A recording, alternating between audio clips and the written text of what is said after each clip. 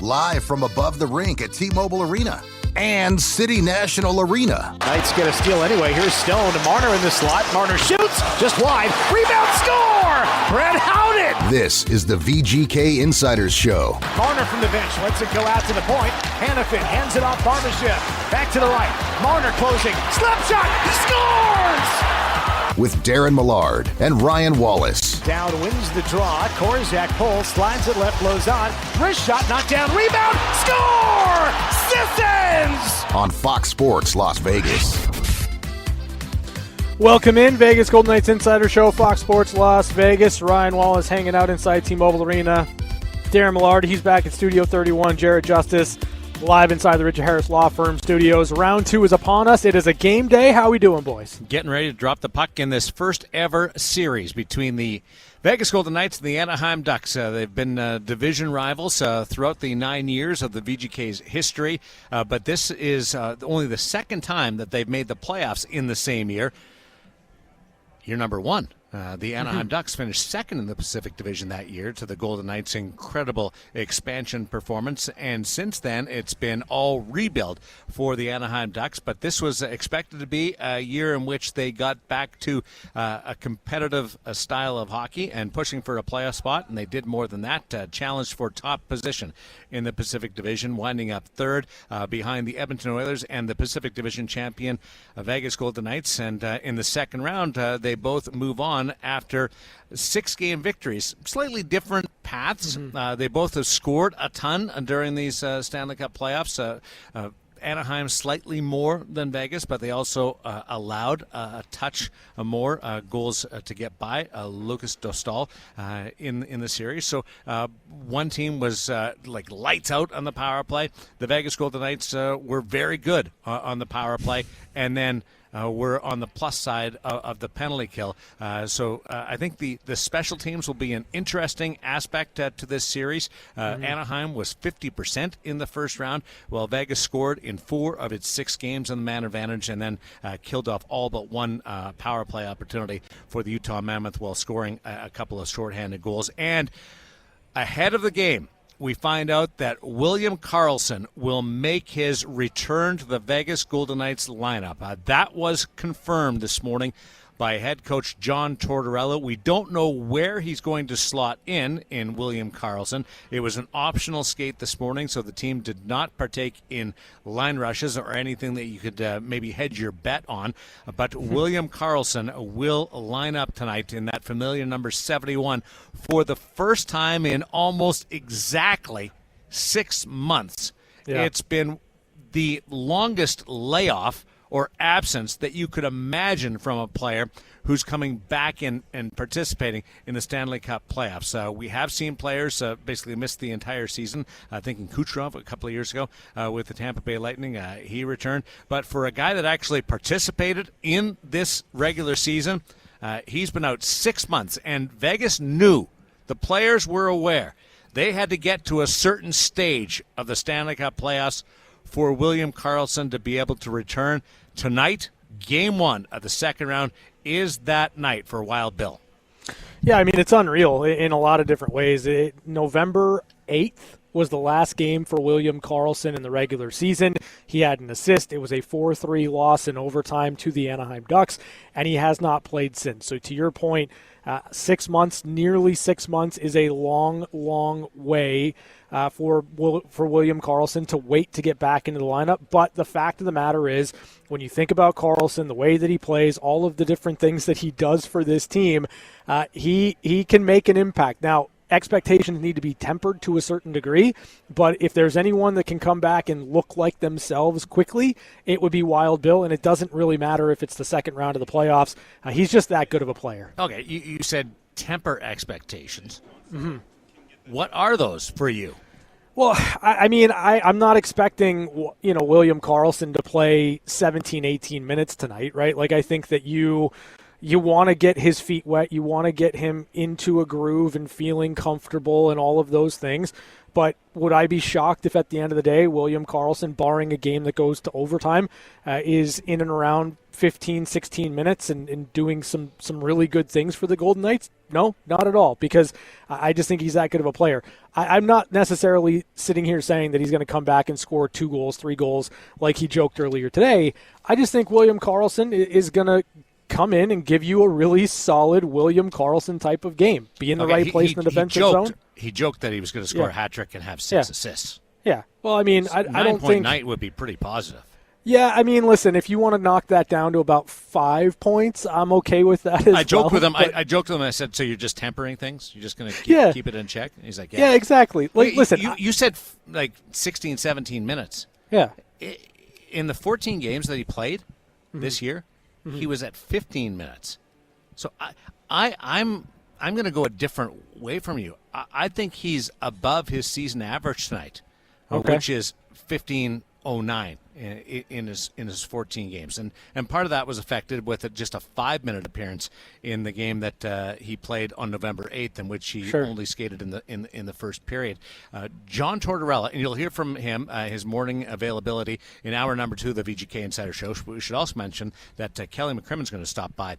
We're going to catch up with him after every round of the Stanley Cup playoff run for the Vegas Golden Knights, so he's going to pop on with us live at the start of Block 2 of this hour, later on in the opening hour of the VGK Insider Show. But John Tortorella said today he's back, because I asked him, like, how do you basically look at the return of William Karlsson from an expectation, a minutes standpoint? And he said he's going to play. Like, he's not coming back to just get ready. And I'm paraphrasing some of this. I encourage you to stick around for hour number 2. And that leads me to believe that William Karlsson is back. He's ready. Sure, there's going to be some rust to his hands, and the game scenario hasn't played in any type of game in 6 months. So there's going to be some getting up to speed, not just tonight, but as this series goes along, as these playoffs go along. Yeah. But I'm not expecting any type of minute limit on him tonight. Yeah, I mean, listen, I think that depending on where he slots in. You can't. And here's why. Well, because you can play all night in the Stanley Cup playoffs. No, for sure. So if there's a limit minute on somebody, it really makes it difficult to play that athlete in the Stanley Cup playoffs when the potential is that you can go 1, 2, 3 overtimes, and those minutes start to pile up. Because if you address the player, and he's an important player, and he comes in and you have a limits minute on him and you lose him, that means you're losing one of your players in the rotation, and somebody else that maybe you're not as comfortable with in that situation is going to require more minutes. So that's why I think that it's full go as much as you can be in this type of situation. Yeah, I mean, listen, I don't think that you're going to limit the minutes for William Karlsson if you get deep into overtime or second overtime or anything like that, depending on how the game transpires. He's one of the most conditioned athletes on this team. I don't think the legs are going to be an issue for William Karlsson. I really, really genuinely don't. You mentioned timing. You mentioned just kind of rust, all of those things. That will take time to shake off. But, you know, the way that I kind of view it is, where does he slot into the lineup? And in that situation, how many minutes are you looking at? Are you going to go right to William Karlsson on the penalty kill? Golden Knights' penalty kill has been tremendous. You have been able to lighten the load to a certain degree on some of your key offensive players, thinking Jack Eichel, Mitch Marner. Yes, they still contribute on the penalty kill, but it's not as heavy a load when you've got guys like Colton Sissons and Nick Dowd that can help you get the job done. So are you able to ease Karlsson back into the fold when it comes to penalty killing minutes? Well, that depends Probably. on who comes out, right? Well, sure. I mean, that's So a fair point. If one of your penalty killers is coming out to slide William Karlsson back in, and John Tortorella wasn't going down that path this morning as to the player that's going to exit the lineup, but if you're losing a penalty killer, that adds to the possibility that Karlsson would partake in that type of situation. But that is a special teams area on the penalty kill that taxes you more than, say, power play. And again, we don't know who's coming out. So could William Karlsson be used in special teams? The likelihood would be more so on the power play as opposed to the penalty kill, and partly because the power play, it scored 4 times in 4 different games during the Utah Mammoth. Hasn't looked as consistent as we would like, but the penalty kill's been great. So sure, maybe there's less of a appetite to play with the penalty kill side. How long do you think it takes for Karlsson to look like himself, like from a rust perspective? Oh, I think for him, yeah. As I'm talking about not like as opposed to anybody else. I'm just saying, sure. If he's just sitting down and assessing himself and saying, do I feel normal? I don't think it happens tonight. It may not happen till game 3. It's like he'll feel better. Yeah. He's stepping in at the highest point of the playoffs because there. And I've bought into this argument over the years. You hit your fastest part of the playoffs in and around the middle of the second round to beginning of the third round. Mm-hmm. And then it's survival. Like the Stanley Cup final isn't the fastest hockey of the year. Sure. It's competitive and it's a battle, but it's not what you get in the first round. It's not. It's just because of attrition and wear and tear. I still love what our athletes do, but there's a reality that comes with the marathon of the Stanley Cup playoffs. So given that, Bill's stepping in right now when the treadmill's going fastest. And right. That's going to be a challenge for him. Face-offs, touch passes, small areas, the speed of the game just around you, and catching up. It's 6 months. It's more than a full off season that he's stepping in. And what do guys say coming off training camp? Get a couple of touches in the first preseason game and feel better about yourself. He doesn't have that luxury. Right. But he's such a good player. You want to put him in. You have to put him in. You're excited to put him in. So I would say to answer your question, when would he feel comfortable? I would go game, really feel like sure. he's at home. Game 3 or 4. Yeah. When you've been through a couple of reps, he won't be perfect by any means. He may not be perfect this entire run. Right. But as far as feeling like you're up to game speed from just a psychological and physical side, that combination, when the series moves to Anaheim. Yeah. Yeah, and I don't think you necessarily need William Karlsson to come in here and be perfect or get to that perfect level. What you need him to do is just, be close to who he is as a player, because even, William Karlsson, not at 100%, not from a physicality or health standpoint, but because he's missed so much time, William Karlsson at 90%, 80%, whatever the case may be, is still a difference maker on this team. He is still a player capable of driving offense and shutting down the opposition's best players. Well, that's the part. In a protecting the lead scenario, 100%.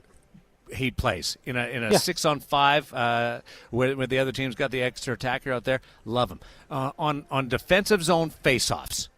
You've got another weapon to distribute out there, and William Karlsson over the last 4 years has gone from, I'll go 5 years, 51.7% in the dot to 55% in the dot to 56 to 58 to this year 57.5.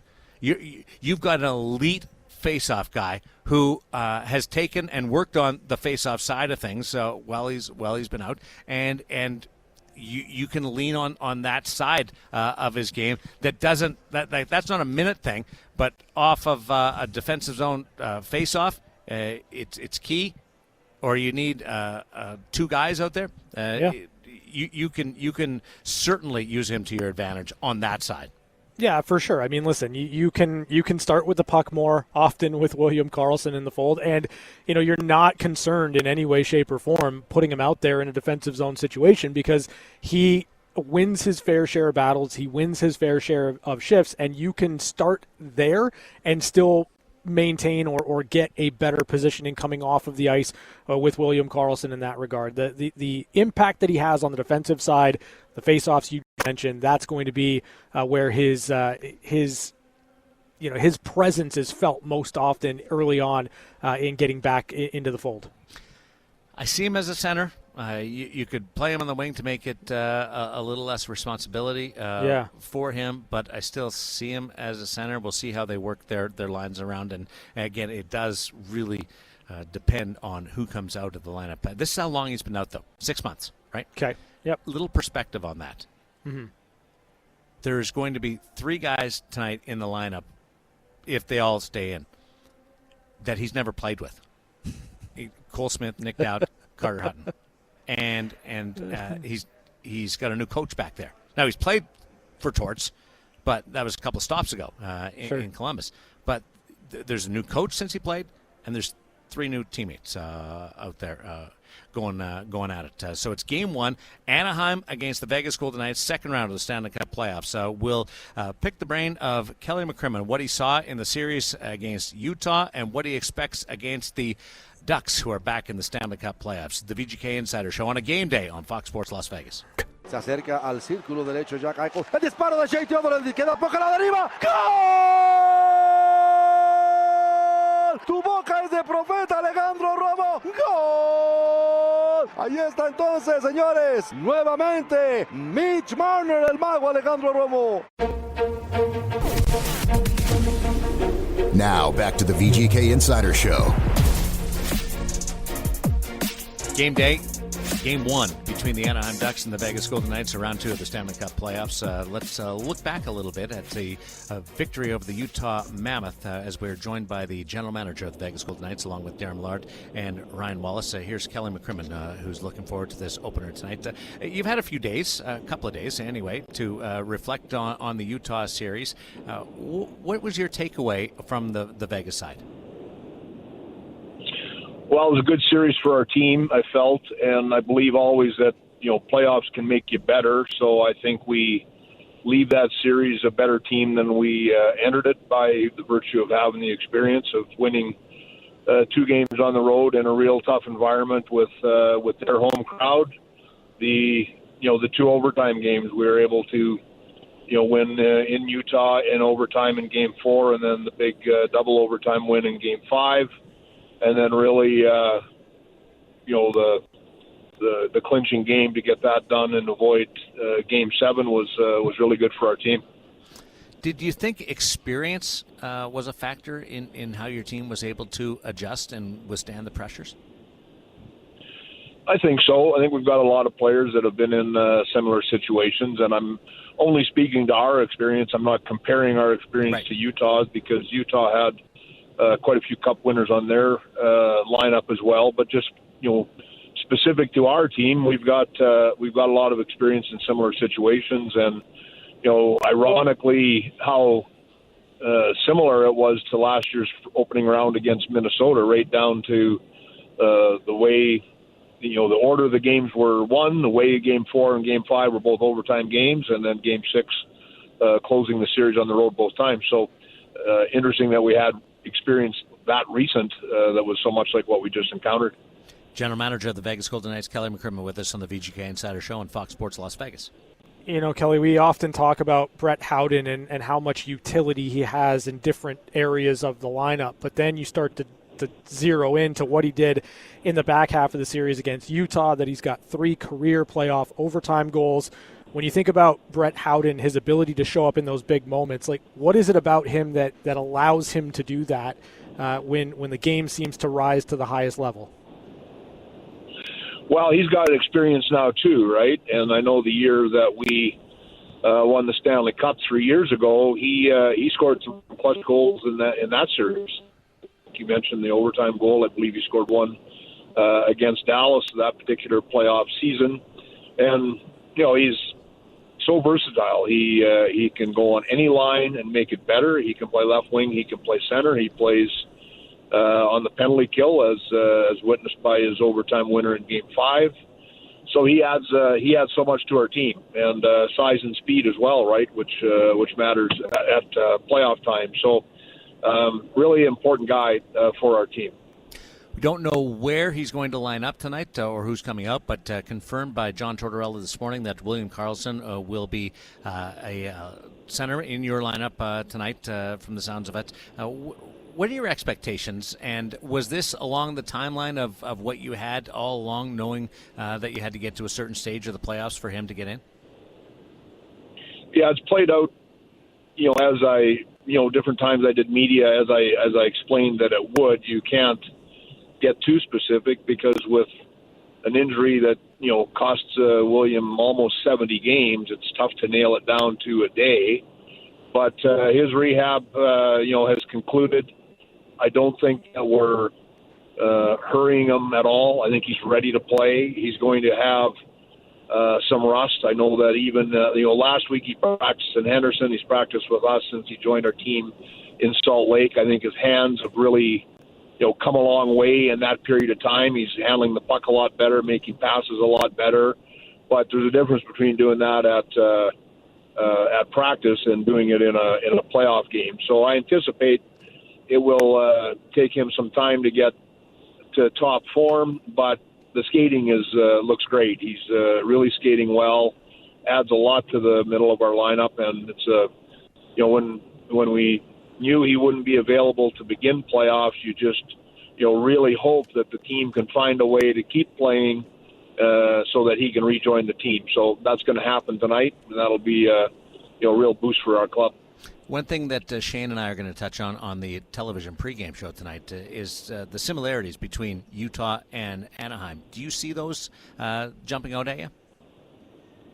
I really do. I mentioned it yesterday when I did media that Utah is a good precursor to Anaheim in terms of, a lot of things, really, just even in terms of how they were built. This is a team that was out of the playoffs for a number of years, drafted very well, added some good veterans through trades, team on the rise, team that's plays high-event hockey, very talented, high-end forwards, high-end young players. Dostal's been really good for them in goal, as Vejmelka had been for Utah this season. So a lot of similarities there. I think that we'll see some. We'll see some aspects to Anaheim's game that remind us of Utah, I expect. Kelly, when you look at the Anaheim Ducks in their first-round matchup against the Edmonton Oilers, they were 50% on the power play. You look at the Golden Knights in their first-round matchup against Utah, 93% efficiency on the penalty kill, scored 2 shorthanded goals. How do you see the power play for the Ducks and the penalty kill right now for the Golden Knights, the way that it's going, kind of finding a way to establish dominance in that area in this series? Well, special teams are always an important part of any series, and yet I traditionally find you're starting over every series. So, Anaheim had a great series on special teams, particularly their power play against Edmonton. Outscored Edmonton on the power play, pretty substantially, which wouldn't be what you'd anticipate when you look at how strong Edmonton's power play always is with the people that they have available. Our penalty kill was good. Our power play, came along a little bit. I still think it can be better, but, scored a really big goal for us in Game 5, scored a really big goal for us to make it, I believe, 3-1 in the third after Utah had scored to make it 2-1. Mitch scored on the power play to make it 3-1, which was a really big goal for us. I can't remember if he got the 3-1 goal or the 4-1 goal, but either way, it was an important goal for us in the third period. So that's, every time you get a power play, it's a game-changing opportunity. So you really hope to, be able to take advantage of that when the opportunity presents itself. And then, as you touched on, the penalty kill was so solid, and that really, you can really manage momentum. If you do a good job on your penalty kill, you can manage the momentum much more effectively than if they gain momentum on a power play, either by scoring or coming up with tremendous chances that really get their team, in the game. So that's what you hope for from your special teams. You want your penalty kill to have a positive impact, and you want your power play to, seize the moment when those times come. A 2-day break between series, is that the sweet spot? Well, it is what it is, so it doesn't matter what you think the sweet spot is. It's we're ready to go, and we won on the road Friday. Saturday was a great day off for our guys. I think they really enjoyed it. Good practice yesterday. Coaches have done their prep. We've had meetings with the team, and we're ready to get started. Thanks, Kelly. Good luck, and enjoy tonight and the opener against the Anaheim Ducks. Thanks, guys. Thanks for having me. There's the general manager, Kelly McCrimmon, who will join us after every round of the Stanley Cup playoffs. An opportunity to catch up with the general manager, looking back and as well as looking forward. And just interesting how they look at the Utah series as a great stage to prepare for the Anaheim Ducks. You're not going from a very defensive system to the 80s Oilers. It's two similar teams built the same way, both on where they are in their trajectory and how they play the game. Yeah, I mean, a lot of young talent, right, for the Anaheim Ducks, just as we talked about with the Utah Mammoth. They're a team that is susceptible to giving up a lot of goals, as we saw in that first-round matchup against the Edmonton Oilers. So I think for the Golden Knights, it's a very similar opponent in the sense that you've got a fast team in Anaheim that has tremendous skill, and they've scored a lot of goals to this point in the playoffs. Now, you touched on it with Kelly to a certain degree. The experience of the Golden Knights, I think, was a big differentiation point in that first-round matchup against Utah, and though Anaheim was able to dispatch the Edmonton Oilers. Dylan Winter equivoca y acá viene, ya lo decíamos, ¡gol! Ya se había ido el portero Alejandro Robo. Con la red vacía, cae el quinto gol por parte del equipo de los Vegas Golden Knights. Este arroz ya se coció, Alejandro Robo. Tenemos el boleto a la siguiente ronda. You're listening to the VGK Insider Show. Everything's back. Everything's fixed. Ryan Wallace owes us a toonie because he knocked us off the air, but we'll be here for the rest of the VGK Insider Show. Abbreviated program today because of the early face-off time over at T-Mobile Arena. Golden Knights against the Anaheim Ducks, scheduled for a 6:30-ish puck drop. We know it's just going to be a little bit after that, but that's the time that the National Hockey League gives us. So there's one game already underway. The Philadelphia Flyers and the Carolina Hurricanes playing Game 2 of their second-round series. The Hurricanes blitzed Philly in the opener. I felt bad for the Flyers, actually, because it was a quick turnaround. They had to fill that Saturday TV window, and that was the only game that was kind of available. You didn't want to play anybody in a back-to-back situation going into a Game 6 and then a Game 7. So the Philadelphia Flyers and the Carolina Hurricanes drew the short straw.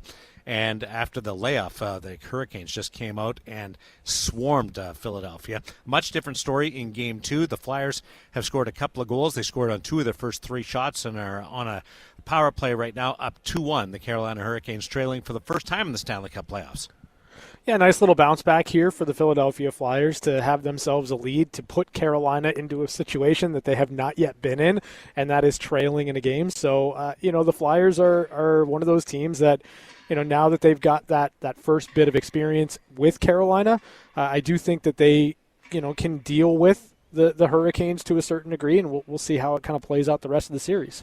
Back to the Golden Knights and the Anaheim Ducks. This is 1 versus 3 as they lined up this year from their Pacific Division standings. The Golden Knights are winning the Pacific Division for the second straight year. First time they've done that in the 9 years. Got a lot of banners up there, but first time that they've gone back-to-back in the regular season.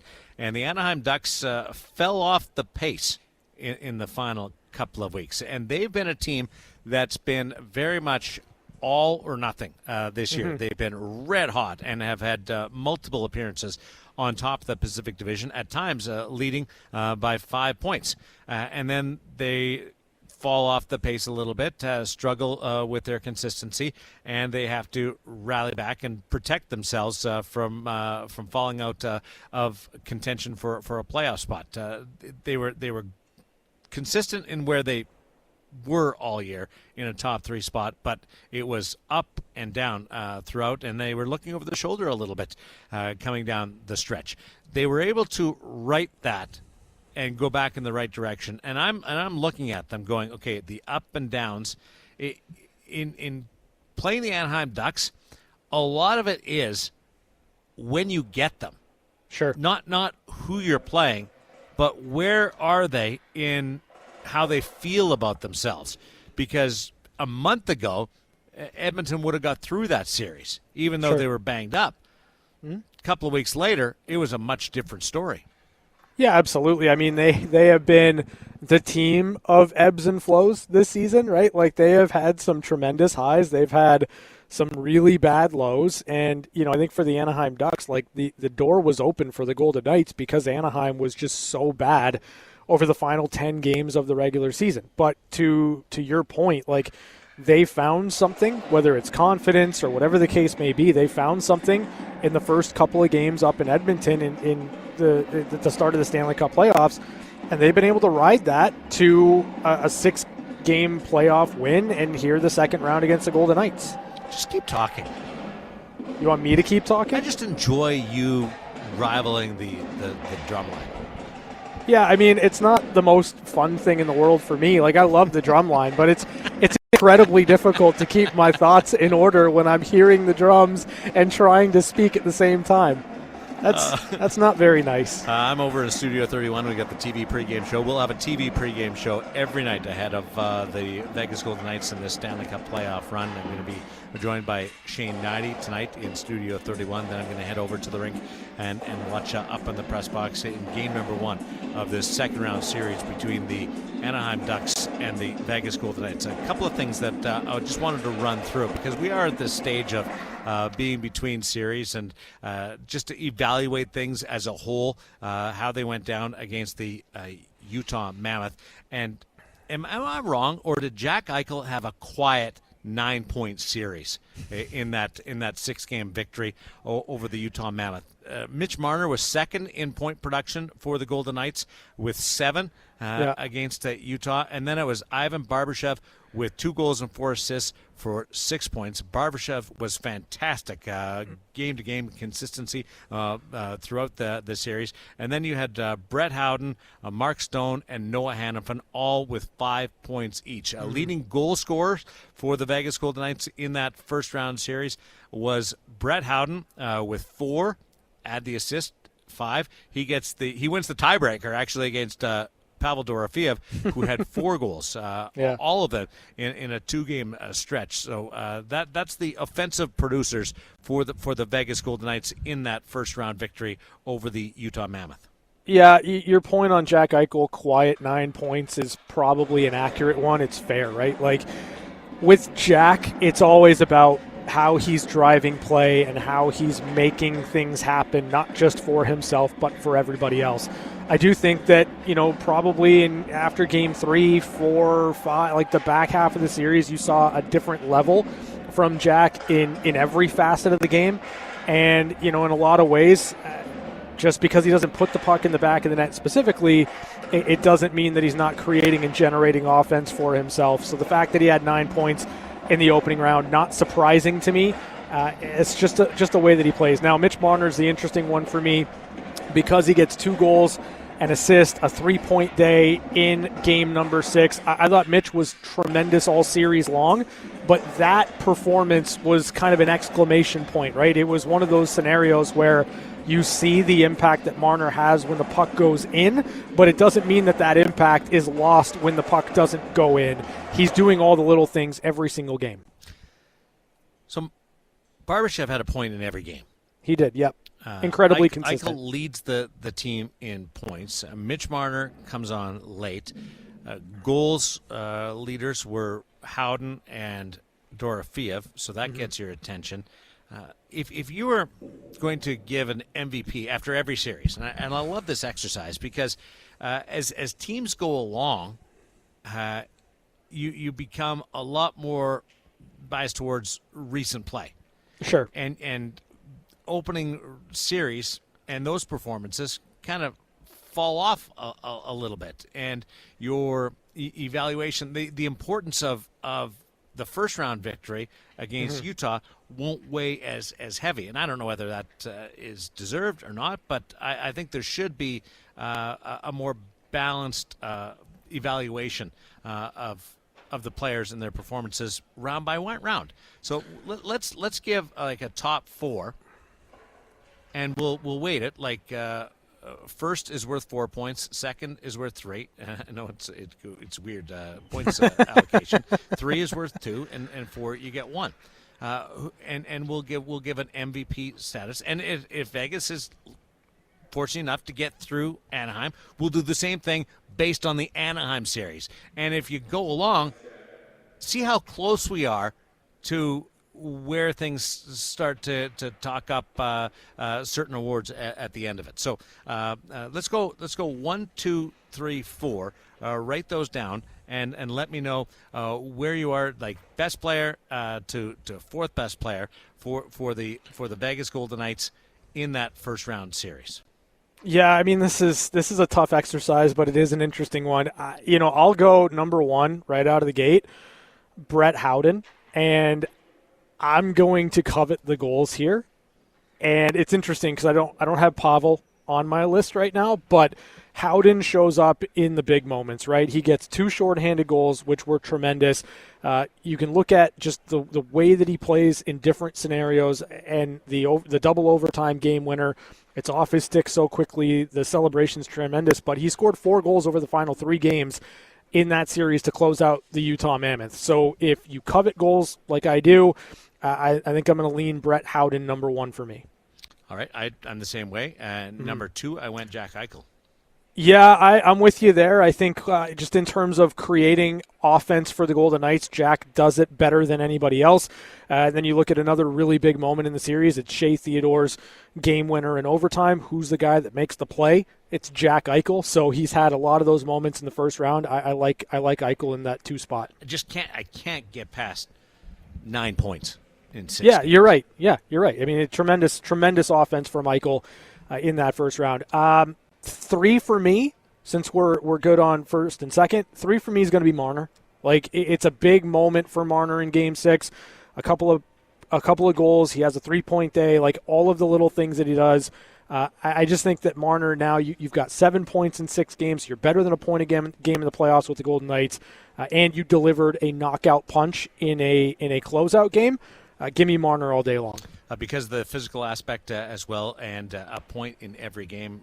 My third choice, getting a couple of points in this exercise, was Ivan Barbashev, who was a point-per-game player and consistent right on through, plus with the physical play, and he scored that gorgeous goal. Yeah. Like, if you're going to award certain goals, give them more points than the other because they're so darn pretty. Yeah, he would have won there. And my rounding up my top 4 was Pavel Dorofeev. Yeah, I got Barbashev as my number 4, so I'm Howden, Eichel, Marner, Barbashev. And I'm Howden, Eichel, Barbashev, Dorofeev. So Marner was my 5th. Yeah. By no means am I looking past that, but I have Barbashev in, and you have Marner in, right? Yep, that's correct. Yep. So just a little bit of an exercise, and so I have Howden with 4 points, Eichel with 3, Barbashev 2, and Dorofeev with 1, and you've got Marner in there. We'll see as we continue on. Hopefully this becomes a nice little debate as we work our way through the Stanley Cup playoffs, which would mean that the Vegas Golden Knights continue to advance. And everybody starts anew. The next points will be just based on this series. Sure. And then we'll collectively, instead of evaluating the playoffs as one, we'll evaluate each series individually and then put all our points together and see where we are. But you can't start this retroactively in the third round and go, oh, remember the first round? That was a great play by Shea Theodore. He was, because Shea Theodore had a great third round, and now he's in your mind, and you're thinking about him, and he did score a couple of goals in the first round. You can't go back. So I'm picking on Shea. Sorry about that. Love you because you were so amazing in that in that production against the Utah Mammoth, and that defense core tonight will be minus Jeremy Lauzon tonight. So just a little bit of a different look tonight. Yeah, absolutely. I mean, obviously, for my money, like Jeremy Lauzon, physicality, like you're going to miss it in the playoffs. You just are to a certain degree. Not in the lineup tonight for the Golden Knights, and I love the way that he plays the game. So it'll be interesting. My expectation is that Ben Hutton will be in the lineup for the Golden Knights, and we look at Ben Hutton. And this has been the case over the course of the last couple of years. But when he's had time off and he's had to come in and be impactful, he has done the job for the Golden Knights in many different scenarios and circumstances. So, you look at this as an opportunity for Hutton to get in, to kind of do that again for the Golden Knights. But he's going to be dealing with, an Anaheim Ducks team that is young and has a lot of speed and a lot of skill. I don't know what the injury is to Jeremy Lauzon. Yeah. If you're sitting there wondering why is he out of the lineup, I'm not aware of that information. Don't know any type of timeline either. Just hoping that they can get him back as soon as possible. He did miss some shifts in game number 6 when he took that ricochet off the just under the visor in the face and went to the locker room. But he did return in game number 6. So we'll keep an eye on Jeremy Lauzon and his status tonight. I'm with you. Like Ben Hutton, he is your next man up. They have recalled Dylan Coughlin from the Henderson Silver Knights, and we're wishing Ryan Craig and his crew the best of luck tonight. It's game 2 of that best of 5 second round Calder Cup playoff series between the Henderson Silver Knights and the Colorado Eagles. The Eagles won 1-0 on Friday night. Right. Can you imagine that? Like how different the playoffs have been in various spots, American Hockey League and the National Hockey League. Like last night in the NHL, you had that wild game between Montreal and Tampa Bay, which basically featured one goal for most of the game, and Montreal had 9 shots on goal the entire game. They win at 2-1, and then it turned around. You got a 15-goal game and a 9 spot thrown up on the board by the Colorado Avalanche against the Minnesota Wild. So it's I think we're in a pretty good sweet spot in our game right now, because it's not all 2-1. 3-2, 3-1, 1-0 games. There's been a few of those thrown in there, but then you get these series like Anaheim, Edmonton, with highest scoring series in the first round. Vegas against Utah was right there, averaging 7 goals a game. So you've got these teams that aren't afraid to play wide open, or you had your most defensive performance in game number 6 between Utah and the Vegas Golden Knights. But we'll see what happens tonight out in Henderson at Lee's Family Forum. Puck drop just after 7 o'clock there. Carl Lindbaum was the tough luck guy taking the loss the other night. You shouldn't even actually get a loss in a 1-0 game. You should be able to appeal that and say, I did it. I was fine. No. Okay. It's just not fair. And the same way that I felt bad for Vasilevsky last night. Yeah, I mean, that was a tough one for Vasilevsky for sure. Like, the fact of the matter is, like, the Montreal Canadiens did not do very much, but they made a couple of plays, and the deflections in that game were tremendous and ridiculous all at the same time. I'm with you in the sense that if you go to overtime in the playoffs and you lose 1-0, you're right. You shouldn't get a loss for that, because you did everything you possibly could have as a goaltender to give your team the opportunity, the chance to win.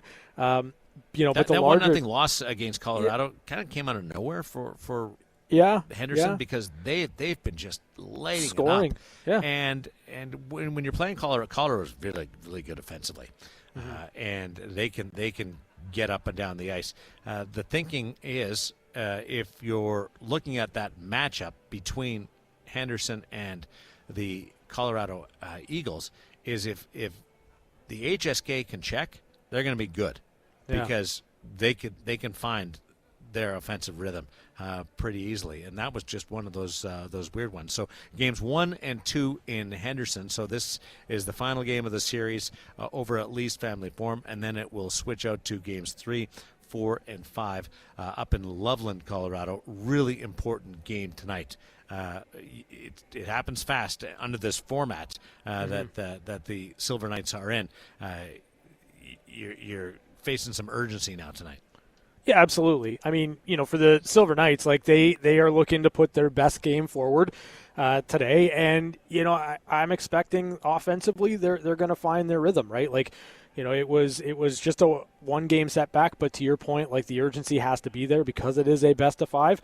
I expect a nice bounce back in terms of offensive generation for the Henderson Silver Knights today. We have dueling broadcasts on Lotus Radio tonight.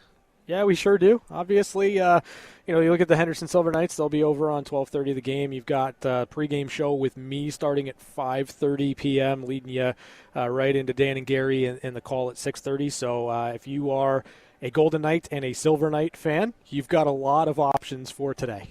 So right here on Fox Sports Las Vegas, the Golden Knights taking on the Anaheim Ducks, and on 12:30 the game, the Henderson Silver Knights with Brian McCormick and Daren Elliott's going to join BMAC on that call tonight over at Lee's Family Forum. So a lot happening around the Las Vegas Valley. A couple of good professional hockey broadcasts happening, both the professional guys, professional people doing the broadcast, and obviously professional hockey. The National Hockey League and the American Hockey League just miles away from each other, both in big games. So the Vegas Golden Knights opening up Game 1 of the second round of the Stanley Cup playoffs, a team that they've never faced in postseason play before in the Anaheim Ducks. So you'll get John Tortorella's take on it, and just walks us through the arrival of William Karlsson in the Stanley Cup playoffs. He will play game number 1 tonight. You'll hear from Torts as we continue, and we'll get into what's happening around the National Hockey League in one-timers. Big announcement out of Toronto from earlier today on their GM front. It's the VGK Insider Show on Fox Sports Las Vegas. Another half hour to come with Ryan Wallace and Daren Millard, along with Jared Justice.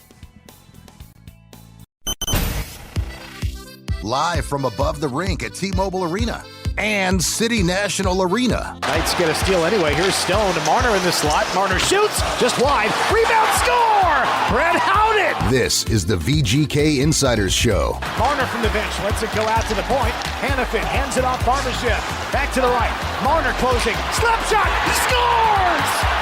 With Daren Millard and Ryan Wallace. Down wins the draw. Korzak pulls, slides it left, Lozon. Wrist shot, knocked down, rebound, score! Sissons! On Fox Sports Las Vegas. Getting at it. Game 1, round 2, Stanley Cup playoffs arriving back at T-Mobile Arena. Vegas Golden Knights and the Anaheim Ducks getting set to square off. These teams have never met in Stanley Cup playoff action. In fact, the Anaheim Ducks haven't been in the playoffs the last 7 years. After being just dominant in the Pacific Division prior to the Vegas Golden Knights being awarded the expansion team and joining play. So this is a new look to a series, a back-to-back series in which the Vegas Golden Knights will face a team that is new to them in the Stanley Cup playoffs. But this will be fun. This will add to the rivalry. This is the first year during the season series that the Anaheim Ducks swept every game. They won all 3 games. 2 of them were in overtime. Every game was scored by 4 goals for the Anaheim Ducks. So they were close, but there was a bit of a statement by Anaheim in the season series. But they haven't played in a long time. Go back to February 1st was their last meeting of the season. They played a couple of times during a few weeks in November and then wrapped it up prior to the Olympic break. So a lot has changed for the Vegas side, and a little bit has been adjusted. Leo Carlsson has John Carlson now with him, so a couple of Carlsons with the Anaheim Ducks. But I would say more on the Vegas side, things have switched up with a new coach and some ads at the trade deadline, and now with the return of William Karlsson. Yeah, I generally don't really put all that much thought or focus on the regular season record between the two clubs when it comes to the postseason, because it is such a different animal. But, when it comes to the Anaheim Ducks, they are probably feeling very, very good about where they're at. You mentioned the addition of John Carlson. He has been a big add for them on the back end, and certainly the continued maturation of players like Cutter Gauthier and Leo Carlson. Mason McTavish has been on a bit of a hot streak for him for Anaheim over the last couple of games against the Edmonton Oilers. So a lot to like about Anaheim, but the reality of the situation is for the Golden Knights, they have been here before. It is a new and unique opponent, but I still think one where the Golden Knights are going to lean into their experience, and that could be the biggest factor in this series. What worries you about the Anaheim Ducks? What would you be aware of if you were coaching against Anaheim? Yeah, I mean, I think that, their ability to get really good chances in transition, and obviously their power play was tremendous in the first round. Now, I know it's a very different opponent, and the Golden Knights kill penalties, I would say, significantly better than the Edmonton Oilers, or just put it a different way, I think the Golden Knights have better goaltending than Edmonton, so that might eliminate some of the issues that the Oilers had versus where Vegas is coming into this series. But I think it's more or less on the offensive side of things than it is anything else. Like I think the Anaheim Ducks can score. They proved that in the first round, and for the Golden Knights, it's going to be limiting the chances that they get in transition and limiting the amount of times you put them on the power play. Okay, during the regular season, Anaheim's power play, without looking, where do you think they ranked? Probably middle of the pack to bottom third. No, close to the bottom third. Okay. 24th. Yeah. So they found something against Edmonton. Sure. During that playoff series, going 50%. Still, you don't want to take penalties in the Stanley Cup playoffs, but that was the performance against Edmonton.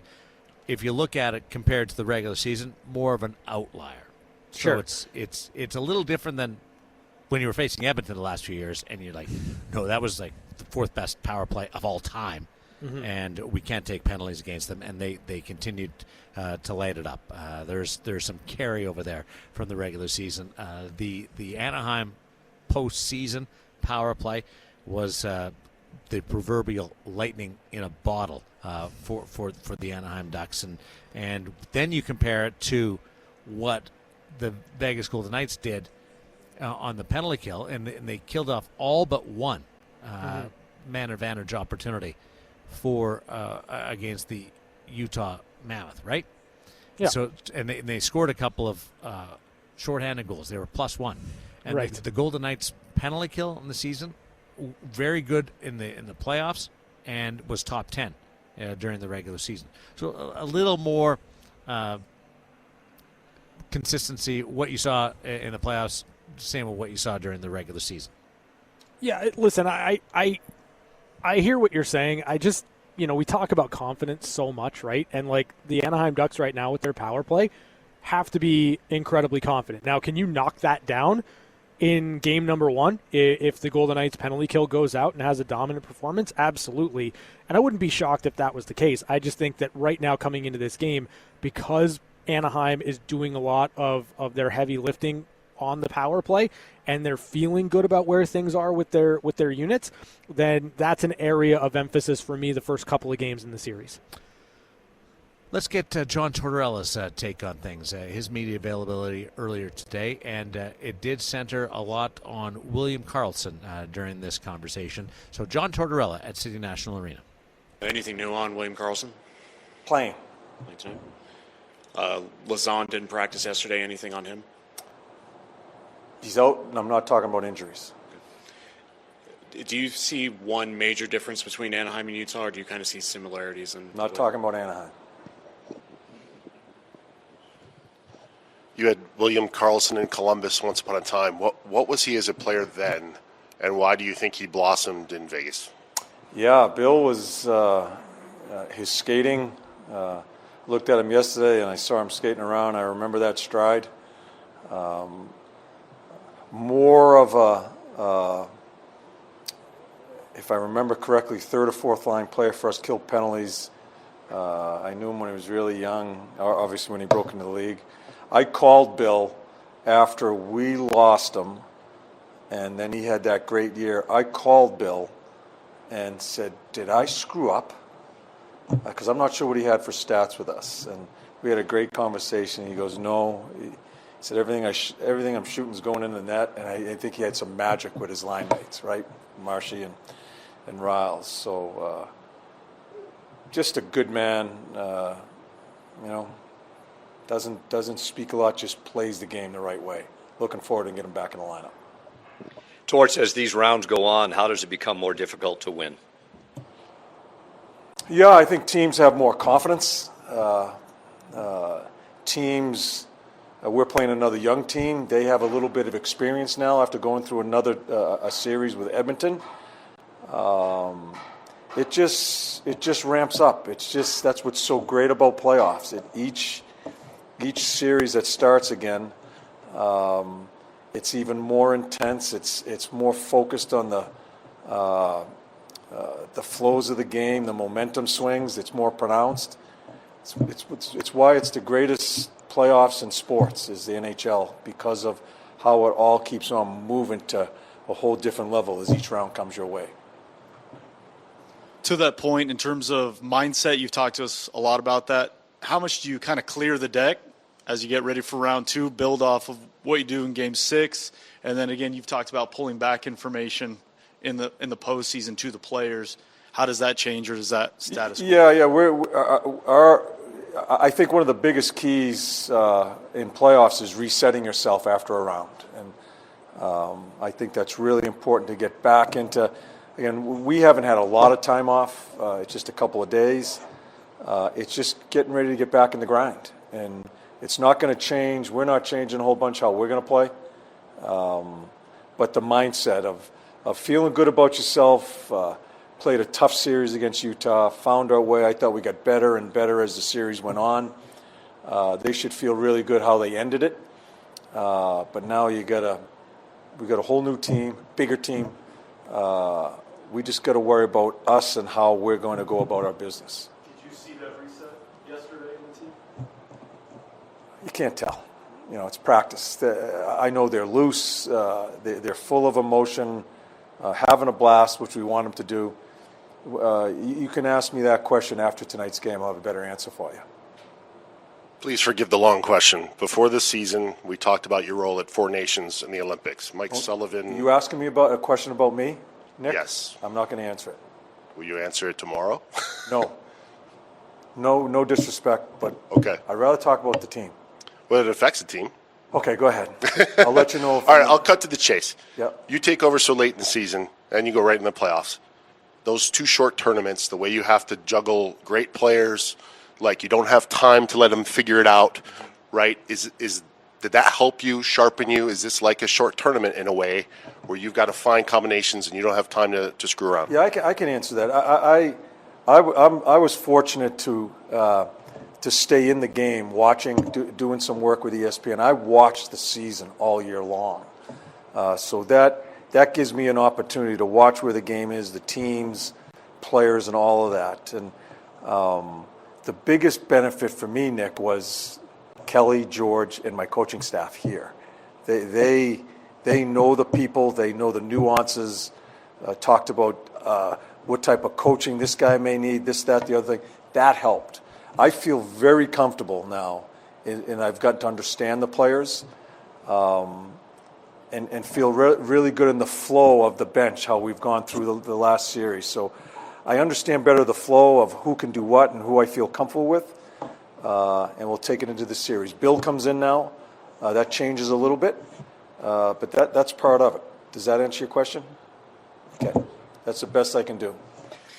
On the subject of William Karlsson, what are the unique challenges of him coming back in, and how you handle that after being away from the game for a few months? Yeah, I'm not going to get out. He's playing. If he's putting the uniform, he's going to play, and I'll make my judgments. I'm sure him and I, Bill doesn't say a whole hell of a lot anyway, but we'll have a couple of conversations during the game if we have to. But he's in, and he's going to play, and he's one of the top players in this organization. Has been one of the top players when they've won. Looking forward to get him on the bench and being with the boys, and then we'll make a call. This one's not about you, but you've coached in both conferences. I'd like to get your perspective on the East seems to be really high scoring in these low scoring in these playoffs, and the West is kind of more high scoring. Do you think that's do you feel like there's a different style between the conferences? I don't. I know people have always talked about the West and the East. Maybe because I'm just focused on how we're going to play. Obviously it was a track meet in Colorado last night, but I'm not sure. I don't do all the numbers and all that stuff. I'm just concerned about this team here and how we're going to start this series. What have you learned about Brett Howden now that you've coached him for the last month or so? A tremendous utility guy for the team. All three forward positions, power play guy, PK guy, face-off guy. I didn't know much about him before I came here. He has certainly brought his game to a different level. And again, I don't know how he played before. I know he's banged up this year for a little bit, but guys like him, Sis, Dowder, there's a number of people that are utility for me that I think is very important in the playoffs as far as all the situations that come your way. Depth was really important in the last series. How challenging was it to select somebody to come out to put Karlsson back in? Yeah. I look at Brendan Saad. I thought he played really well in the games he played. I made a decision that Riley was going to go in. I thought they both played. It sucks. It sucks for them to sit out, but we make a decision, we go by it. I'm not going to spend too much time going back and forth. We made a decision yesterday, and we'll see where we go after game one. You just said you're concerned with how the team starts tonight. How do you want them to start? Yeah, I want them to start in how we finished. Not the whole game. I thought games 5 and 6, there were a lot of good pockets of how we have to play. Certainly not complete games right on through it, but I want us to start. And again, we've talked about it in our morning meeting, in our tape. In a general term, we just need to be on our toes. We need to try to set a tempo and get back to who we are in the playoffs, which sometimes is a little bit different during regular season. And I'm not going to give you specifics, but I think they have a pretty good. To me, it's just getting into the game right away. I think that's really important. I know some teams that sit out for 4 or 5 days, 6 days. It's harder. We're only gone 2 days. I think it's perfect for us because I don't think they'll forget how we're going to go about our business. Jack has the ability to kind of determine what the team needs at a given moment. Shut down. Okay, I'm going to go shut that guy down. Score. Okay, I'm going to get involved in the offense. And he seems to make that almost like from shift to period to game and tailor his game to whatever the Knights need to win. Do you participate in that, or do you just stay out of the way? No, Jack is probably one of the best foot players in the game, and I watched him in Buffalo, where I thought there were some major deficiencies when he first came in. I think as he's gone along the way, and I give the organization and the people around him here too credit as far as helping him form himself. I don't have to say much to Jack. I forget what game it was, and I think I told you guys it was probably one of the best games I've seen him play. I forget which game it was. He knows he doesn't need much guidance to understand where his game is. Even if he's struggling, I don't need to say much. He knows. And I think he takes the temperature of games. I think he's a great pro. I couldn't say that years ago when I watched him in Buffalo. I watched some of his actions and his body language, and I said, man. But I watch him now. He is a great pro and totally understands what this is in momentum swings in playoffs and what needs to be done and what needs to be said. Well, we know Jack's not afraid of the big stage based on being a Stanley Cup champion, an Olympic gold medalist, and you can add Noah Hannafin to that list as an Olympic champion. They were part of the weekend's actions and events with Morgan Wallen. The concert, walking out with Morgan. That was really cool to see. Both guys big fans, and it was fun. What a show that guy put on. A couple of shows on Friday and Saturday. We got the NHL stats, and some of them are pretty cool. Some of them are straightforward, and I love mixing them both. And you get the edge stats, which take what would be a normal number, and you just go a little bit deeper on it. And when it comes to high danger prowess, that's what it says. And the Vegas Golden Knights led with 14 high danger goals in this postseason as a team. Pavel Dorofeev with 3, and then Brett Howden, Nick Dowd, and Colton Sissons all with 2 each. So would you necessarily think that Howden, Dowd, and Sissons would come out of the first round with multi-high danger goals on the board? No, not really, but it also is kind of an indicator of where the Golden Knights were able to do their damage against Utah. I thought, again, as that series progressed, Vegas was able to get more and more into the inside, into the middle ice, and when they were able to do that, I don't think Utah really had an answer for their physicality, their sheer size in those situations. So I think it's indicative of how the team played, and certainly indicative of the players that were putting the puck in the back of the net in round 1. And just to draw the parallel to the Anaheim Ducks, Lucas Dostal struggled against high-danger shots during this postseason. He's facing the Edmonton Oilers, so keep that in mind. Right. So see if Vegas, with 14 high-danger goals, can gain that advantage against Lucas Dostal. Let's get into one-timers. Carlson left corner, centered, one-timer, score! It's time for One-Timers. A quick look at news and notes from around the National Hockey League. Brought to you by Paul Pata Law. It's not about the injury, it's about the recovery. Ducks and Golden Knights opening up their second-round series tonight. It's Game 2 between the Philadelphia Flyers and the Carolina Hurricanes. The Flyers have scored back-to-back goals. Sean Couturier, followed by Jamie Drysdale. That erased a 1-0 lead held by the Carolina Hurricanes in the midway mark of the first period. Nikolai Ehlers scored his first goal of the playoffs on the power play there. So it's 2-1 Philadelphia. The impact of the Drysdale goal is the first time the entire playoffs into Game 6 for the Carolina Hurricanes that Carolina has trailed in the Stanley Cup playoffs. Now, they're still the better team in this game if you look at some of the underlying stats, which first and foremost, 21-8 shot advantage in this game. So Philadelphia is once again being blitzed by Carolina, just doing a much better job in holding on tonight. Yeah, I mean, listen, you can win games, apparently, if you are outshot by a wide margin. Just ask the Montreal Canadiens. Great line from Martin St. Louis last night. It says, you're not going to win a lot of games with just 10 shots. He was corrected by his team, 9. But you're not going to win a lot of games like that, but you can win that game. And the cheers and adulation and celebration from the Montreal Canadiens was pretty impressive. 4th straight year, the Tampa Bay Lightning go out in the first round.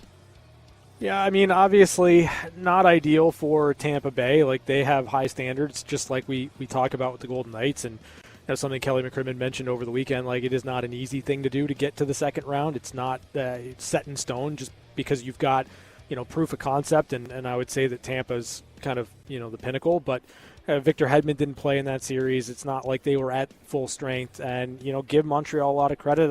Jakub Dobeš was really good in game number 7. And it kind of harkens on something we talked about with John Shannon. There are young teams that are up and coming, that are new, new participants in the postseason, and they're kind of setting the tone right now in the Eastern Conference, and not so much in the Western Conference. Outside of the Stanley Cup playoffs, tomorrow's a big day. The NHL Draft Lottery will be played out right as we come on the air, actually, at 4 o'clock. The Canucks, the Blackhawks, and the Rangers have the best odds to pick number 1. Ridley Gregg of the Ottawa Senators suspended 2 games for his sucker punch during the series against the Carolina Hurricanes. Took advantage of Sean Walker, who was tied up during that altercation. So he suspended a couple of games. And John Chaika has been named general manager of the Toronto Maple Leafs. A special advisor will be Matt Sundin, the Hockey Hall of Famer. That came down today after a search that focused on replacing Brad Treliving. It hasn't gone over well in Toronto.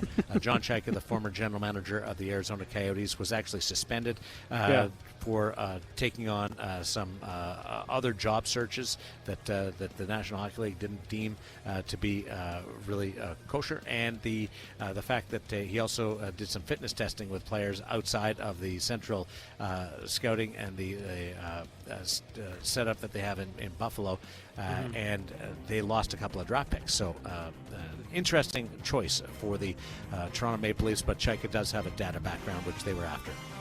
Yep, I guess the data background was the most important aspect. So, okay, why not? We'll have something to talk about with John Shannon, or you can check out 100% Hockey because we got deep into it earlier today. Wednesday on 100% Hockey, we are going to chat with Doc Emmerich.